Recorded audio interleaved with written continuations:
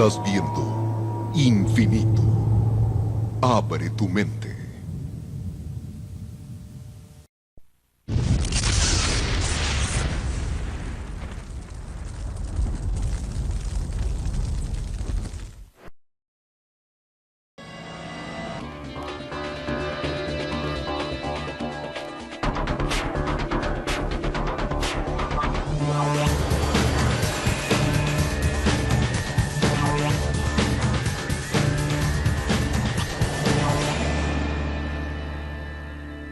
Mundo de misterios. La historia de una revolución.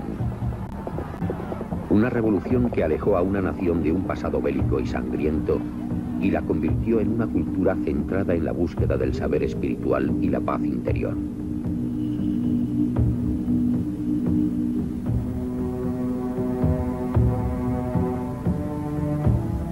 Es la historia de un antiguo príncipe que se convirtió en Dios e inspiró un linaje de reyes divinos que siguen gobernando y guiando a su pueblo mediante la enseñanza del amor y la compasión. Oculta durante cientos de años, aquí, en la cima del mundo, esa civilización floreció rica en tradiciones únicas y exóticas manifestaciones culturales. Ha sido en este siglo cuando se ha levantado el velo de secreto y misterio que la cubría. Esta es la historia de un niño campesino que se convirtió en el último rey dios del país de las nieves. Nacido para dirigir este reino de ermitaños, fue testigo de la destrucción de una de las culturas más antiguas del mundo. Esto es el Tíbet y el fin del tiempo, nuestra última civilización perdida.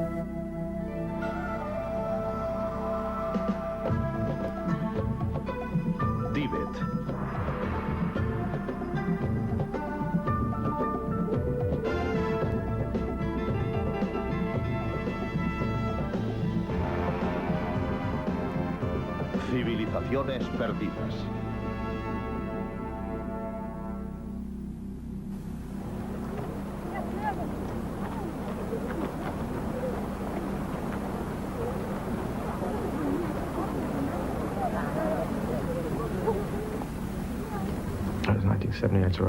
En 1970, cuando tenía 29 años, fui por primera vez a la India y Nepal.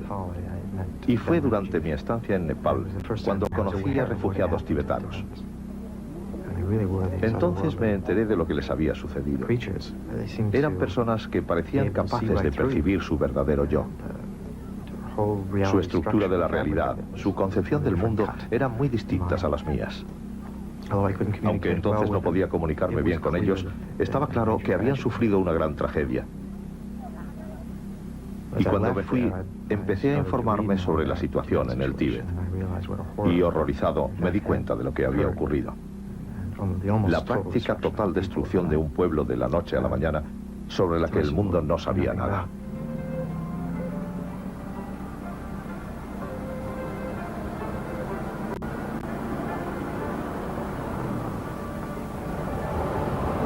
Estamos en la India, en el extremo occidental del Himalaya.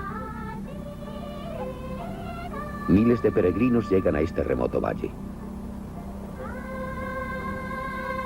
Han cruzado puertos de montaña a casi 6.000 metros de altitud, los más altos del mundo.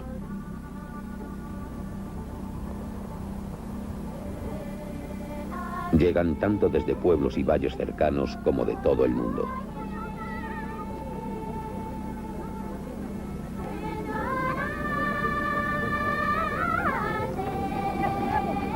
Y vienen aquí porque son budistas, seguidores de una tradición religiosa de 2500 años.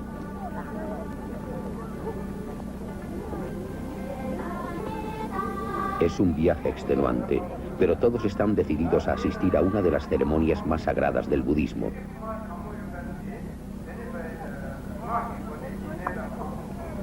El Kalachakra, que significa la rueda del tiempo.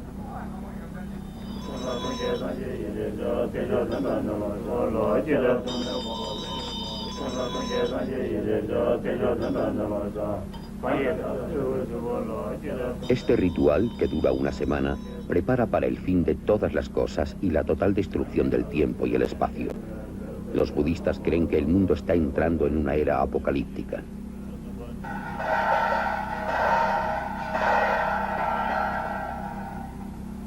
Durante toda la semana, estos monjes trabajan noche y día. Son cirujanos cardíacos, pero su conocimiento del corazón humano no se basa en la ciencia médica, sino en el amor y la compasión. Trabajan no para salvar a ningún paciente, sino para sanar el corazón de un mundo en crisis, para librar a todos los seres vivos del samsara, el ciclo del nacimiento, vida, muerte y reencarnación, el mundo del dolor. Meticulosamente y utilizando granos de arena de colores, crean un intrincado diseño llamado mandala. Es una especie de mapa que guía a los creyentes por el camino de la iluminación, más allá de las ilusiones del mundo material, del mundo de las cosas, para ayudarles a reencarnarse en otro más elevado de verdades espirituales.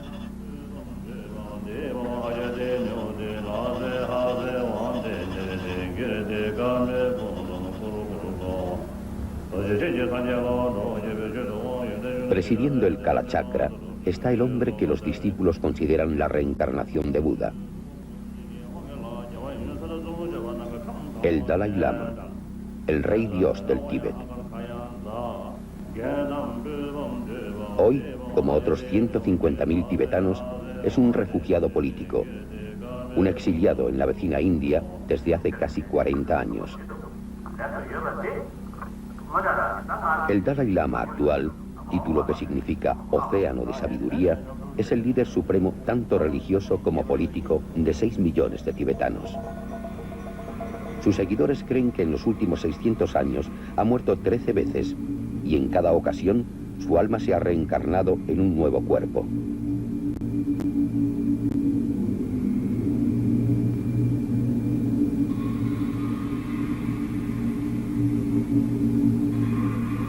El año es 1933. El 13º Dalai Lama acaba de morir. Un grupo formado por los monjes más respetados del país inician la búsqueda de su sucesor, un niño nacido con la misma alma que el difunto Dalai Lama. Rezan por su pronto regreso al mundo.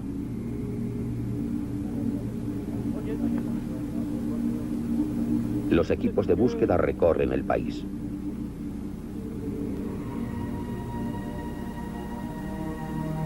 El Tíbet es un país extenso. Su tamaño es igual al de Europa Occidental o los estados de Alaska y Texas juntos. Durante milenios permaneció remoto y aislado tras las prácticamente impenetrables paredes de la meseta Himalaya, la masa de tierra más extensa del planeta, con las montañas más altas de la Tierra que se elevan más de 8 kilómetros sobre el nivel del mar.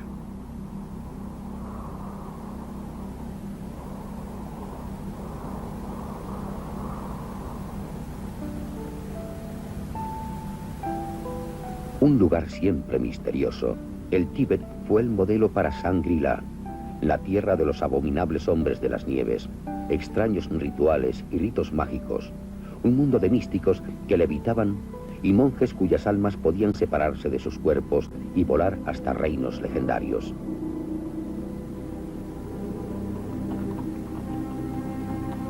...1937, 4 años después de la muerte del 13º Dalai Lama, los monjes siguen cantando y rezando por el éxito de su búsqueda, el hallazgo del siguiente rey dios del Tíbet.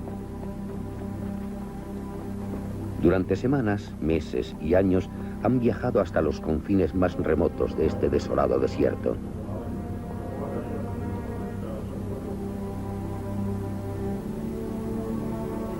Los tibetanos creen que todos los seres vivos tienen una sola alma y que esta esencia pasa como una llama de un cuerpo a otro en un ciclo continuo de nacimiento, muerte y reencarnación. Las acciones del alma en una vida determinan el cuerpo en que se reencarnará después. Una persona malvada puede reencarnarse en un animal inferior, mientras que un alma buena puede hacerlo en un rey. Purificada por las buenas obras de innumerables vidas pasadas, el alma alcanza la iluminación, una especie de divinidad conocida como nirvana, donde se libera del mundo material. El iluminado de mayor rango entre todos los tibetanos es el Dalai Lama. Los tibetanos creen que regresa al mundo por compasión, para ayudar a otros a alcanzar la iluminación.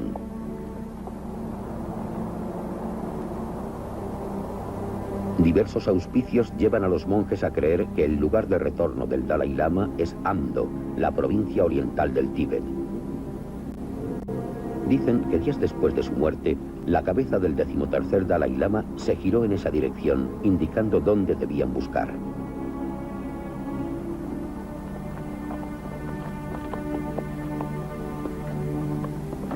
La imagen de un monasterio con un característico tejado turquesa aparece reflejado en las aguas de un lago sagrado. El grupo de búsqueda sabe que se está acercando.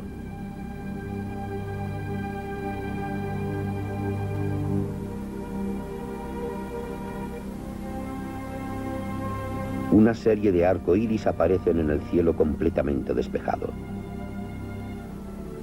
Les llegan rumores de que el 6 de julio de 1935, poco después de la muerte del anterior Dalai Lama, nació un niño. Y que el día de su nacimiento sonaron cuernos en el cielo. Y también dicen que el niño habla a menudo de su hogar en Lhasa, la lejana capital del Tíbet, un lugar que no ha visto nunca.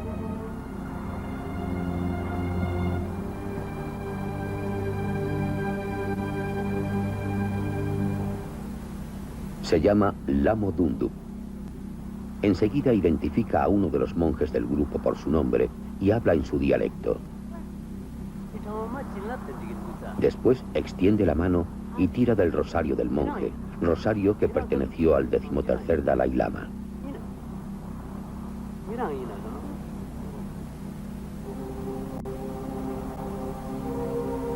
Pero al joven Lamo Dundup le espera la prueba definitiva. En una mesa ante él colocan muchos objetos, entre ellos algunos de los enseres personales del anterior Dalai Lama.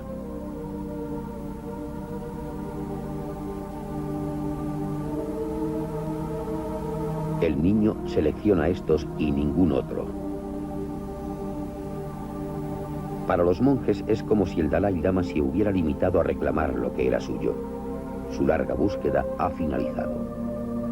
A Lamo Dundup le cambian el nombre por el de Tenzin Gyatso y se prepara para convertirse en el 14º Dalai Lama.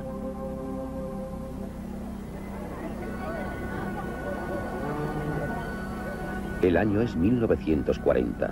Lhasa, la capital del Tíbet, se prepara para la coronación del siguiente Dalai Lama, el nuevo rey Dios de allí. Estas acuarelas fueron encargadas por Sir Basil Gould, un oficial político británico y el único representante de un gobierno occidental que asistió a la ceremonia más sagrada de los tibetanos. Ofrecen una muestra fiel de una cultura que ya no existe, casi las últimas imágenes de la única civilización teocrática del mundo, una sociedad dirigida por el clero y su celebración de la subida al trono de su máximo dirigente, tanto a nivel laico como espiritual.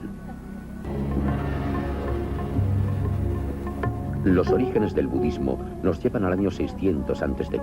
y a las llanuras del nordeste de la India.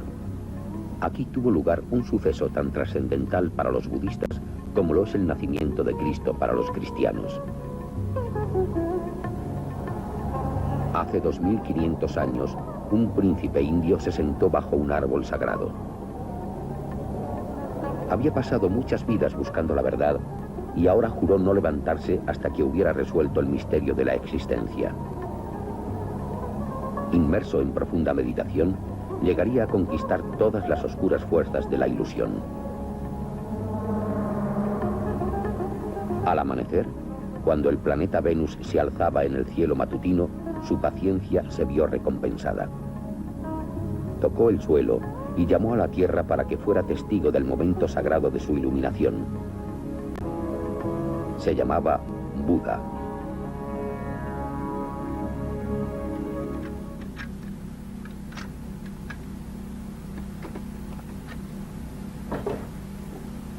Dijo que había descubierto el sentido mismo de la vida. Según sus enseñanzas, todos los seres vivos estaban atrapados en el samsara, el ciclo de vida, muerte y reencarnación. La única forma de escapar del samsara era a través de la realización espiritual que él llamó nirvana. Aunque todas las almas ascienden por la escalera de la vida hacia la iluminación, llegar al nirvana requiere innumerables vidas. La iluminación solo llega cuando comprende la verdadera naturaleza de la realidad. La existencia es temporalidad. La filosofía de Buda está contenida en 108 volúmenes que muchos de sus seguidores aprenden de memoria.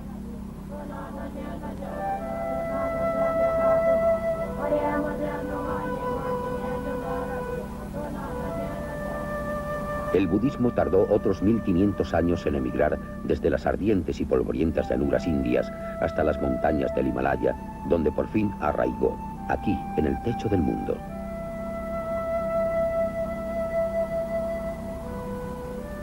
La meseta tibetana es uno de los lugares más remotos e inhóspitos de la Tierra, un escenario extraño para la supervivencia de una fe basada en el amor y la compasión, y sin embargo fue aquí donde floreció. ¿Por qué? Quizá la dureza del paisaje nos dé una pista. Aquí, a 6000 metros de altitud, en la vasta y desolada meseta Himalaya, el hombre es consciente del gran poder de las fuerzas de la naturaleza. Al ser nómadas, llevan vidas de cambio e inestabilidad y solo tienen que mirar a su alrededor para percibir su lugar en el gran proyecto de la vida. Dado que la geografía es tan impresionante, dado que domina todos los aspectos de tu vida, aquí se pueden comprender perfectamente las limitaciones de tu propia identidad y tu propio yo. Resulta de mucha ayuda cuando tienes que mudarte y adaptarte a otros lugares. El 60% de los tibetanos son nómadas. De hecho, uno de los factores más importantes que han contribuido a la resistencia de este pueblo es su capacidad de adaptación a nuevos entornos. Creo que es un factor filosófico, la idea de la temporalidad.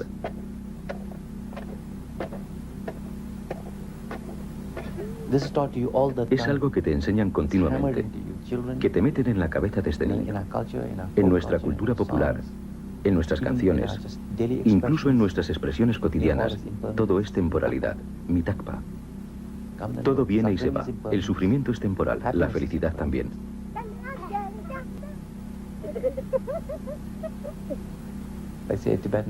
Tomemos, por ejemplo, a un tibetano de las llanuras del norte, un nómada del Chantung que va a Nueva York.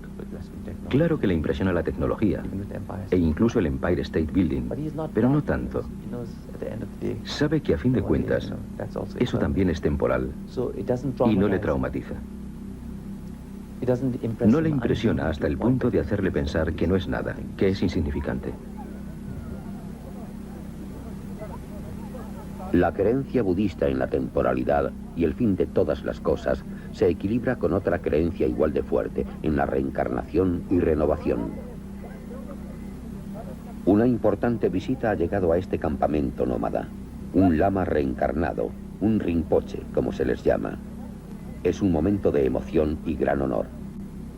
A lo largo de todo el día los nómadas visitan la tienda del lama, presentándole las katas, las bufandas blancas que simbolizan respeto.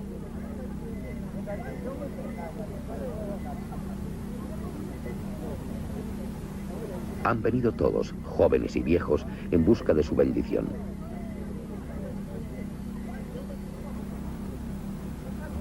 Que el rinpoche sea apenas un niño no tiene importancia.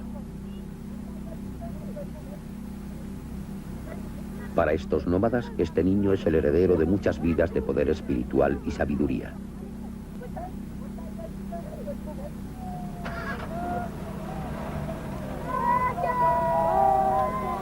En los años 30 y 40 de nuestro siglo, se estimó que en el Tíbet había entre 5.000 y 6.000 lamas como este.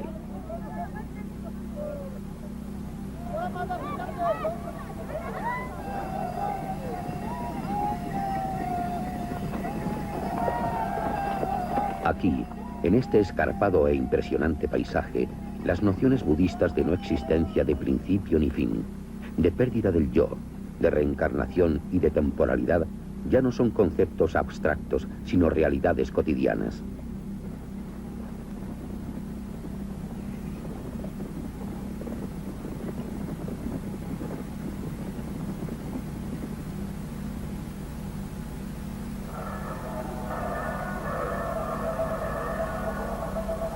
Abajo en el valle, a unos 4.000 metros, el Kalachakra está en su cuarto día. El sol es implacable.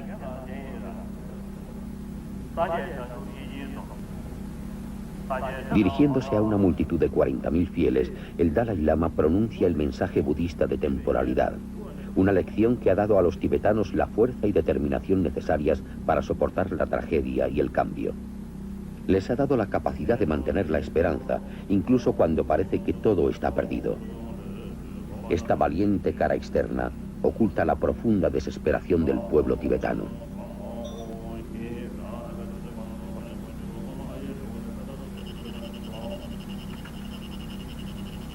En el pasado, el Kalachakra se celebraba solo una vez cada 20 años. En la actualidad, la rueda del tiempo gira más deprisa y la ceremonia es anual. Es su forma de enfrentarse a una crisis que ha llevado a su civilización hasta el límite.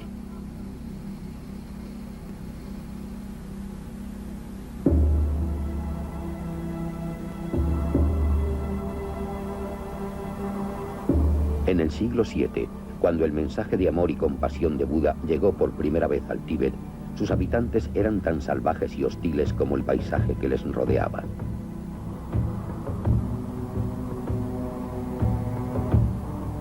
Las primeras impresiones exteriores del Tíbet aparecen en los antiguos escritos de la dinastía china Tang, un retrato que no tiene nada que ver con la pacífica sociedad en la que se convirtió con el tiempo. There are hundreds and thousands of men ready to bear arms. In order to levy troops, they use a golden arrow. Their bow and their sword never leave them. They prize physical strength and despise old age. Military discipline is strict. In battle, it is not until the troops in front have been completely wiped out that the troops behind come up into line. They prize death in battle and hate to end their lives by sickness. As punishment, even for a small fault, they take out the eyes or cut off the feet or the nose. They give floggings with leather whips just as they see fit. El Tíbet era un conquistador muy temido en Asia. Derrocaron a la dinastía Tang y conquistaron su capital varias veces. Conquistaron varias dinastías indias y también las ciudades de la Ruta de la Seda. Vencieron al califa de Bagdad en un par de batallas. Eran muy duros, tipo Genghis Khan en el primer milenio.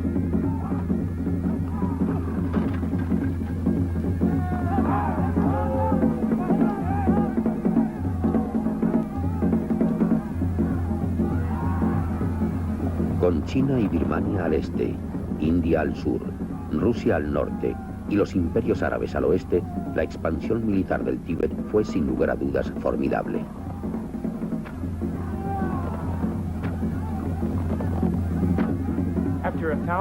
Después de 1000 años, en el siglo XVII, lograron algo que creo que les llevó a ser considerados como una de las grandes civilizaciones de la época. Se desmilitarizaron.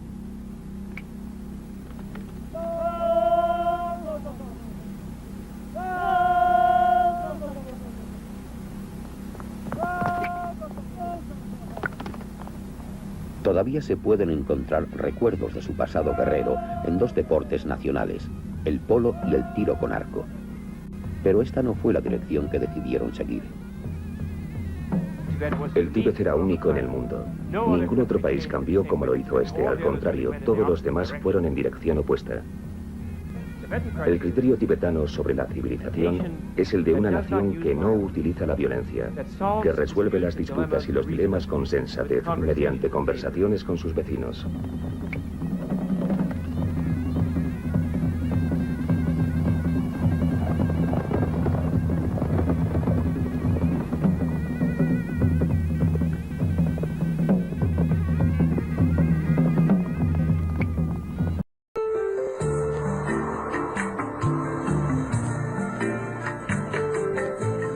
Estás viendo Infinito. Abre tu mente. Y ahora, Continuamos disfrutando de nuestra programación por Infinito, serial del nuevo milenio.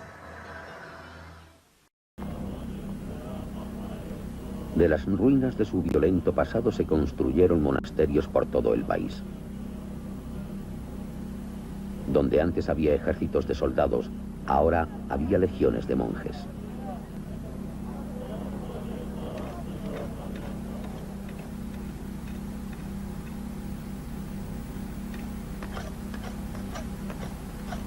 A finales del siglo XVII, el Tíbet había sufrido una transformación completa. La guadaña sustituyó a la espada y el templo a la fortaleza. De una cultura bélica surgió una sociedad autosuficiente y pacífica, dedicada exclusivamente a la práctica de la no violencia y la búsqueda del saber espiritual. Era un pueblo muy pacífico, que lo único que quería era seguir evolucionando en el camino del saber. En el Tíbet no había hambre. La gente tenía lo necesario para sobrevivir. En esta vida era un aristócrata, en la siguiente un campesino, no importaba mucho. También había dificultades, por supuesto, como en todas las civilizaciones, y desigualdades, sin duda. Pero la dirección que habían tomado era un experimento extraordinario del que todos formaban parte.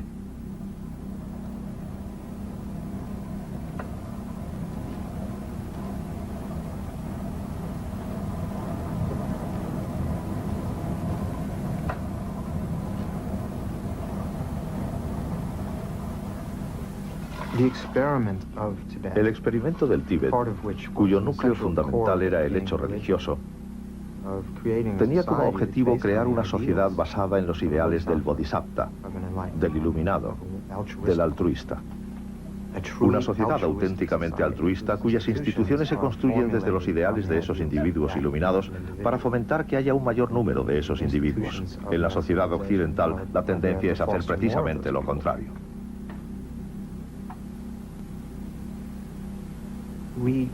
Creamos instituciones y marcos intelectuales para, después, hacer que la gente se amolde a ellos. En lugar de empezar con un maravilloso ideal y a partir de ahí tener instituciones y estructuras para que haya más personas como esos individuos que las protejan y apoyen.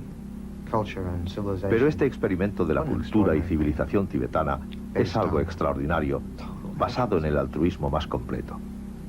Lo hago por el otro.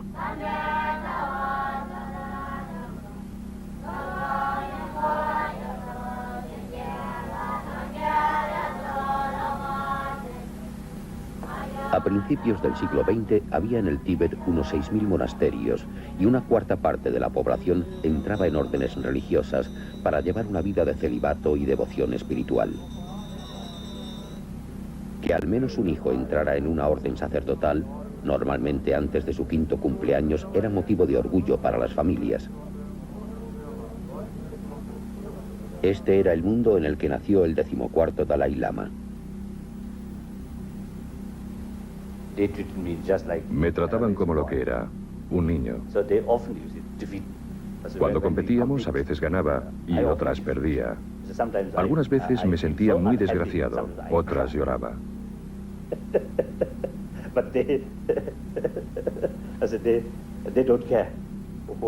Pero les daba igual. ¿Quién era yo?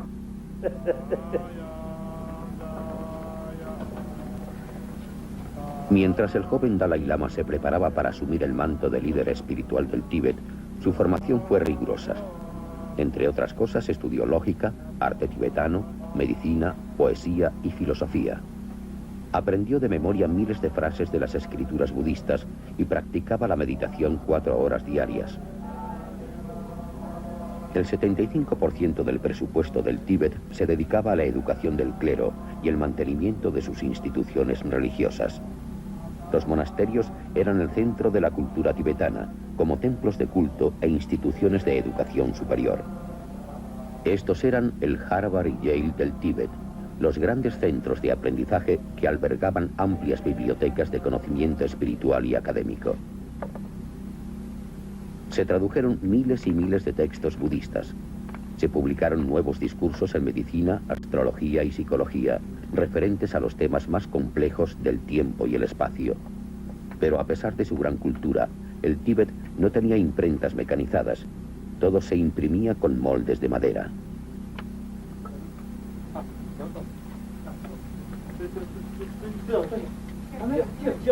El Tíbet desafía todas las nociones convencionales de la civilización moderna. Intelectualmente avanzado, espiritualmente sofisticado y, sin embargo, en muchos aspectos innegablemente primitivo.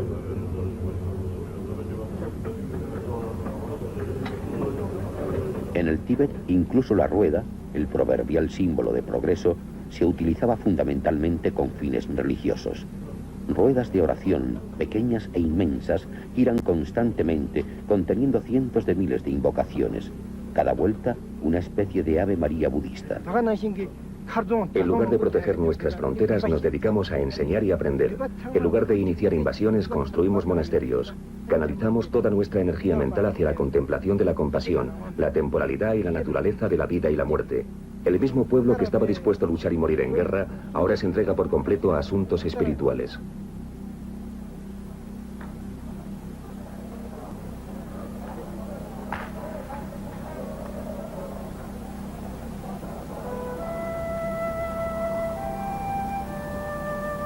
En muchos sentidos, la infancia de Tenzin Gyatso era muy similar a la de miles de novicios que se preparan para el sacerdocio, excepto en un detalle esencial.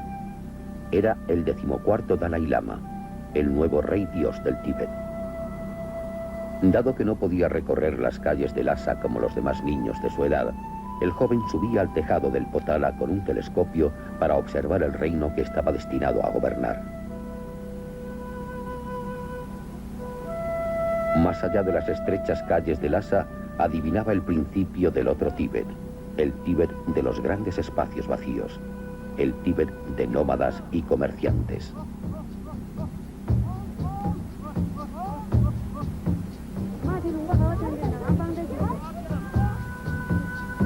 Antes de los viajes oceánicos, todo el comercio con Oriente se realizaba por tierra.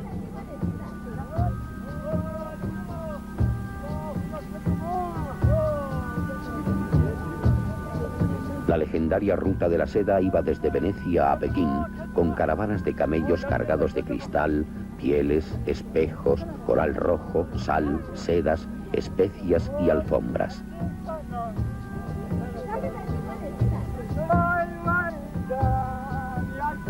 El Tíbet estaba situado en la encrucijada de Asia Central y los tibetanos se convirtieron en hábiles comerciantes que compraban y vendían todo lo que tuviera valor.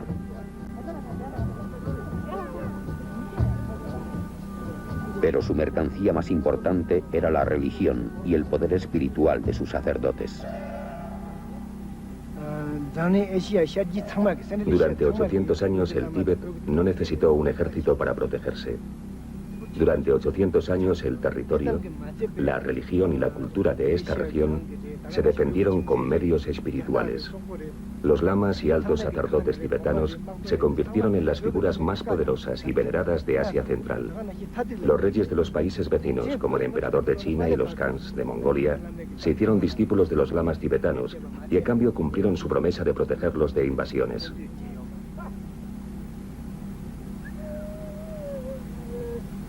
Durante siglos, los tibetanos han sido intrépidos viajeros, realizando viajes que requerían grandes dosis de valor y resistencia. Pero para los budistas, el viaje más importante es el que realizarán después de la muerte. Estamos cerca de la frontera indo-tibetana. Unos monjes budistas llevan a los miembros de la comitiva fúnebre a una cremación. El cadáver está envuelto y colocado en posición fetal.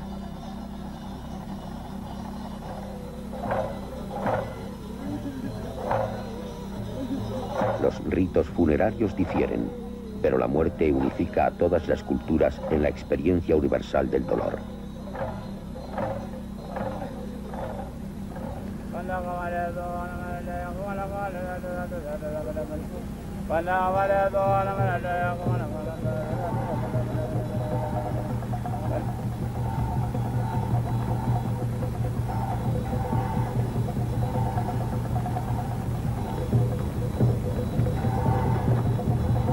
Incinerar los cadáveres es uno de los muchos rituales funerarios que se utilizan en el Tíbet.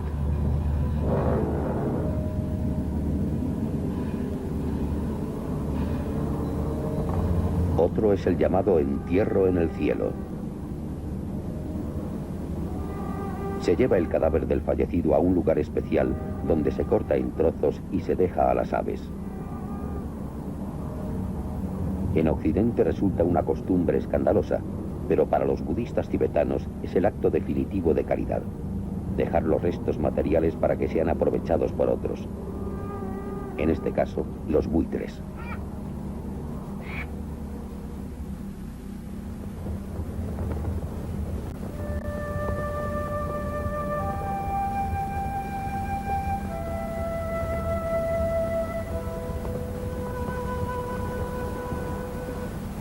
La ceremonia del Kalachakra casi ha llegado a su fin. Solo queda un ritual. También se concluyó el gran mandala. Para los 40.000 peregrinos no hay mayor privilegio que ver el mandala del Kalachakra.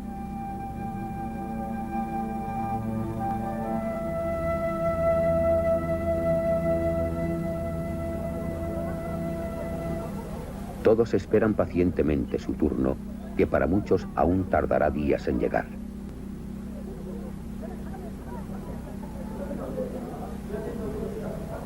Asistir a esta enseñanza sagrada, ver por fin el mandala del Kalachakra, es como ganar un asiento en el bote salvavidas espiritual que lleva de este mundo al siguiente.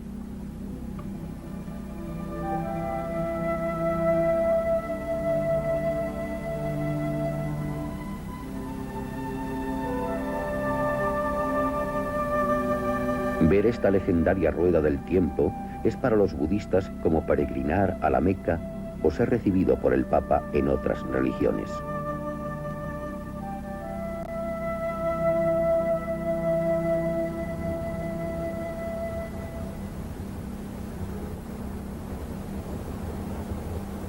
Los budistas pasan toda la vida preparándose para la muerte. Esta es su forma de aceptar la temporalidad de todas las cosas. Casi de la misma manera, el Tíbet, a lo largo de los años, siempre ha sentido la inevitable destrucción de su civilización. El genocidio cayó sobre Shangri-La. Un holocausto que interrumpió la paz y el silencio de un mundo que apenas conocía el ruido de una máquina y mucho menos de una ametralladora. Un país que había florecido sin ser molestado en un rincón atemporal de la historia, se vio repentinamente sacudido y despertó para encontrarse sumido en su peor pesadilla. El año es 1949.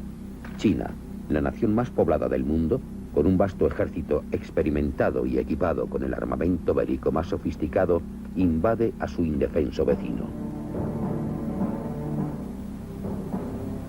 Esgrimiendo antiguas reivindicaciones territoriales, los chinos conquistan rápidamente lo que ellos llaman la Casa del Tesoro del Oeste. Durante años, los monjes tibetanos lograron evitar la agresión china, cambiando poder espiritual y bendiciones por paz y protección. Pero en el fervor revolucionario del nuevo orden comunista de China, la religión se considera un veneno, y el Tíbet una sociedad retrasada y supersticiosa que hay que reeducar. En 1933, 16 años antes de la invasión china, el 13º Dalai Lama había previsto la destrucción de su compleja y única cultura. If we do not dare to protect our territory, our spiritual leaders may be exterminated without trace. The property and authority of our incarnate lamas and monks may be swept away. Our political system will vanish without anything remaining. The property of our people, high and low, will be seized and the people forced to be slaves. All living things will have to endure endless days of suffering and will be stricken with fear. Such a time will come.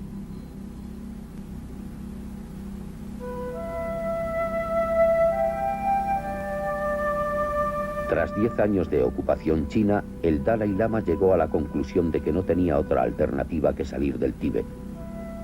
En 1959, al abrigo de la noche y junto a su guardaespaldas y cortesanos, huyó de la ciudad sagrada hacia la India para no regresar jamás.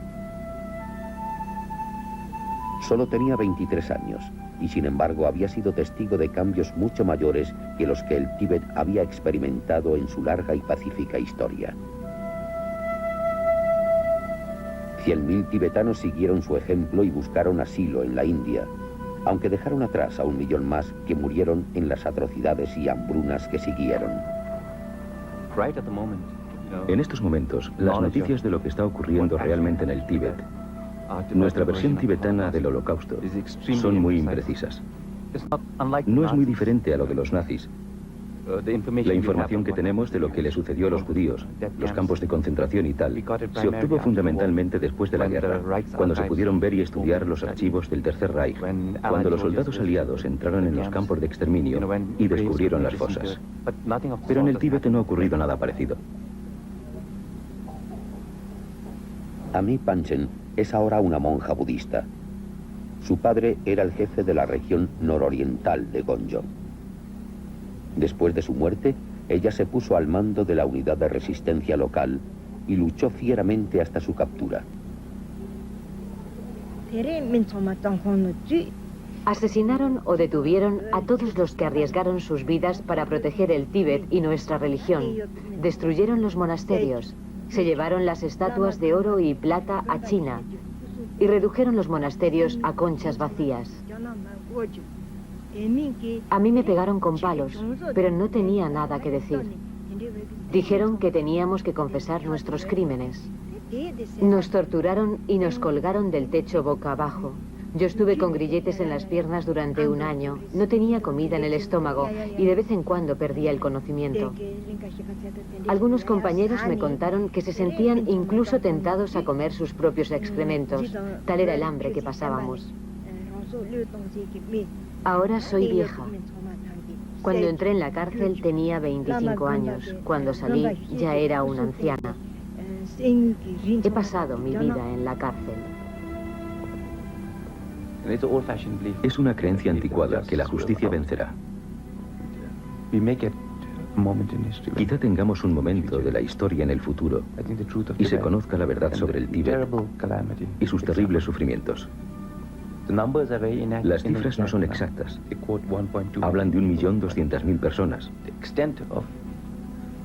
Pero el alcance de las masacres, los asesinatos y el hambre que hubo en el Tíbet es tremendo, colosal.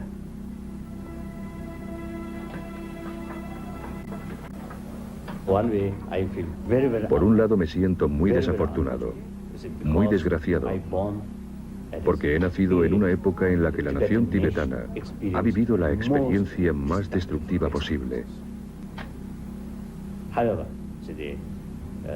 Sin embargo, en lo que respecta a mi determinación, esta no ha cambiado. Pienso que merece la pena intentarlo con todas mis fuerzas, e incluso si el resultado es un fracaso, no me arrepentiré.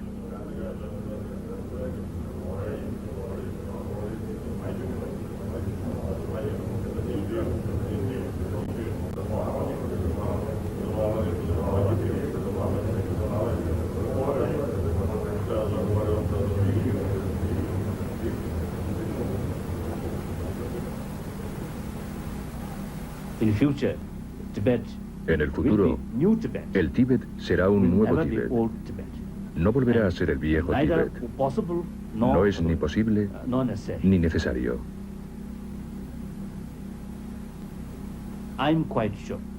Estoy bastante seguro de que lograremos sobrevivir, pero depende en gran medida de la libertad tibetana, de que tengamos una verdadera autonomía.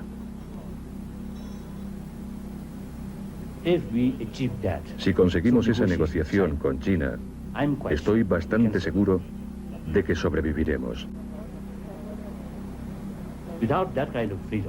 Sin esa clase de libertad, sin ese tipo de auténtica autonomía, la civilización tibetana se enfrenta a la amenaza de la extinción.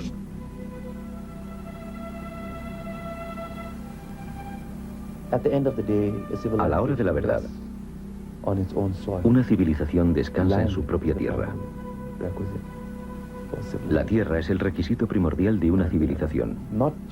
Y no solo desde un punto de vista nacionalista, sino de la tierra como algo místico. Tiene un olor. Tiene un millón de cosas que no puedes ni imaginar. Cuando la tenemos, damos muchas cosas por sentadas. Los tibetanos necesitamos esa tierra. Y mientras permanezcamos fieles a la idea de recuperar nuestro país, de liberar a nuestros hermanos dentro del Tíbet, creo que no, que la civilización no se habrá perdido.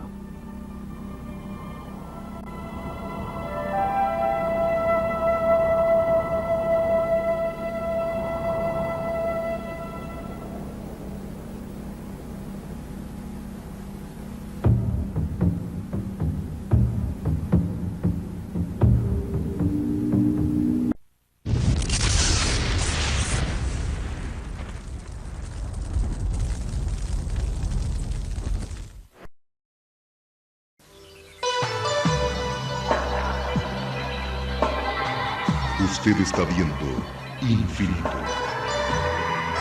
Infinito, señal del nuevo milenio.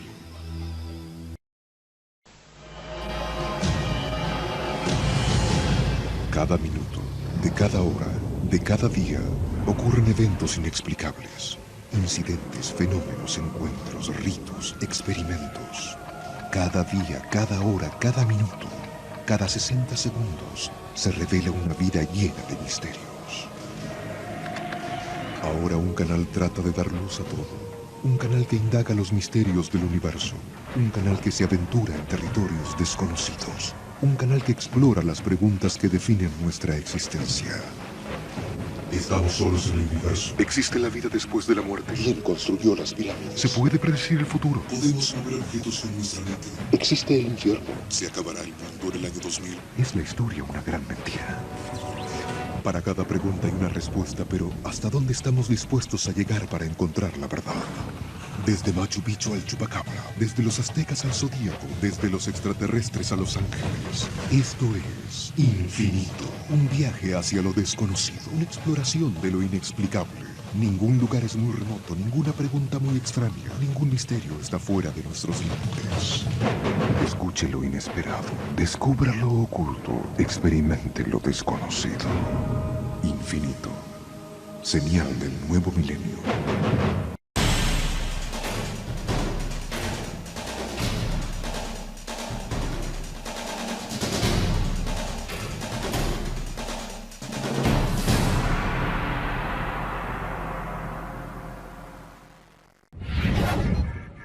Infinito. Abre tu mente.